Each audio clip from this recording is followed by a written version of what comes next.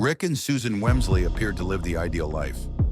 They had a spacious house in a quiet, picturesque neighborhood, 2 children, stable jobs, and financial security.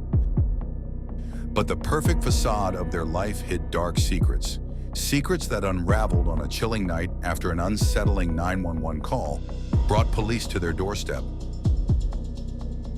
It was close to Christmas when police officers in the quiet Texas town of Mansville responded to a silent 911 call.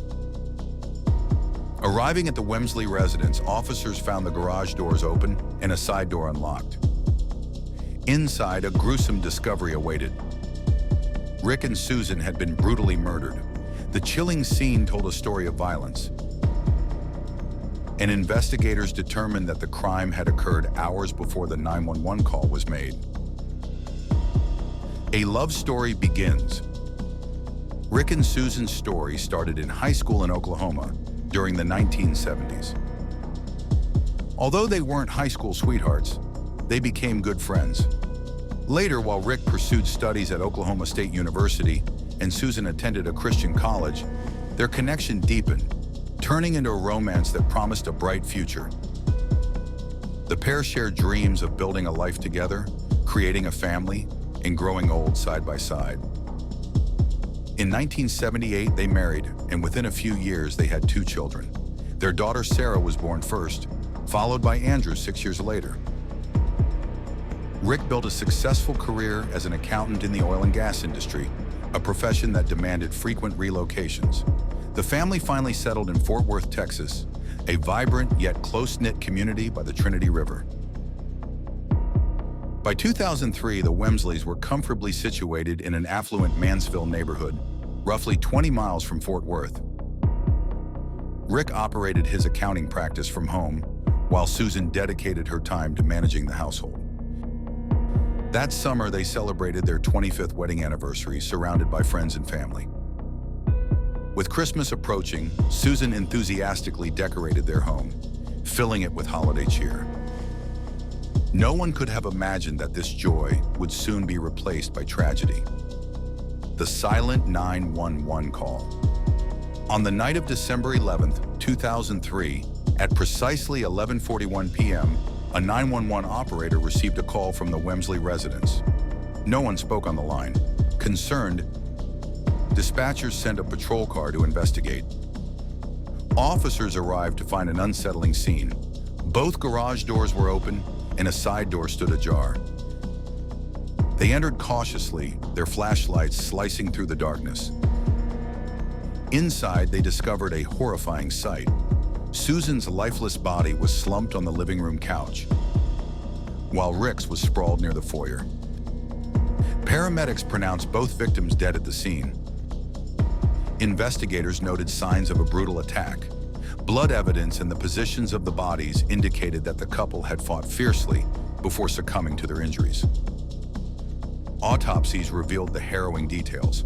Susan had been shot multiple times and stabbed 7 times post-mortem. Rick suffered 11 stab wounds and multiple gunshot wounds. Evidence from the master bedroom suggested that Rick had been attacked first, as bullet holes in the headboard indicated he was ambushed while asleep. The violent struggle likely moved from the bedroom to the living room. Hair strands found clutched in Rick's hand and fragments of a broken hair clip scattered in the living room hinted at a desperate fight for survival. Bloodied palm prints near the fireplace and other signs pointed to multiple perpetrators.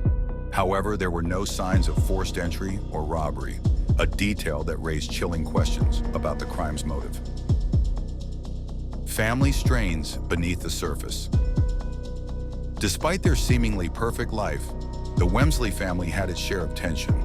Rick and Susan held high expectations for their children, generously supporting them financially as long as they pursued higher education.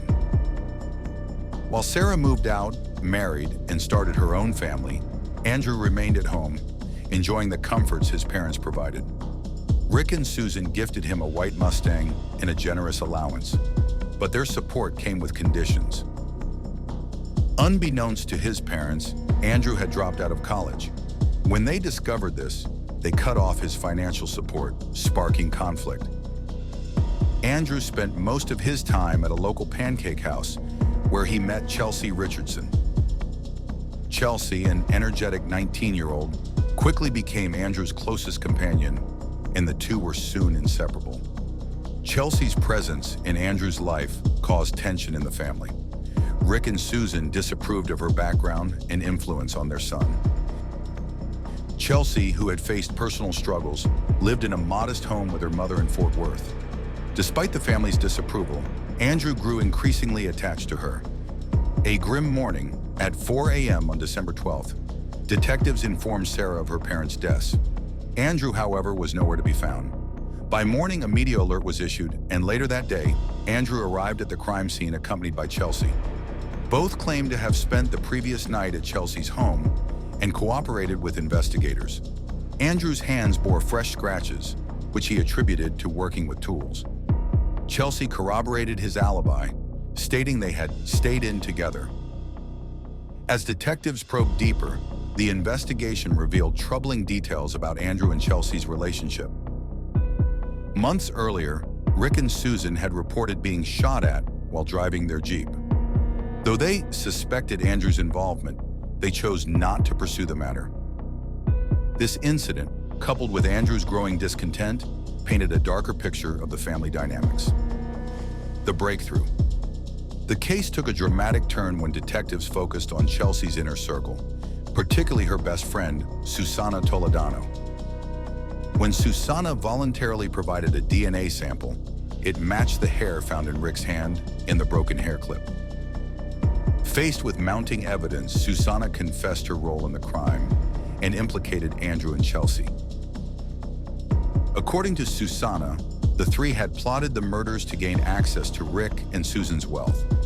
After rehearsing their plan at a local farm, they executed the attack. Susana described how she entered the house with a gun, while Andrew and Chelsea carried knives. Together, they ambushed the unsuspecting couple, attacking them with ruthless precision. Susana's confession was pivotal in bringing the perpetrators to justice. Chelsea, portrayed as the mastermind, received the harshest sentence, death. However, her sentence was later commuted to life imprisonment. Andrew was sentenced to life in prison with the possibility of parole after 40 years. Susana, in exchange for her cooperation, received a life sentence but became eligible for parole in 2034.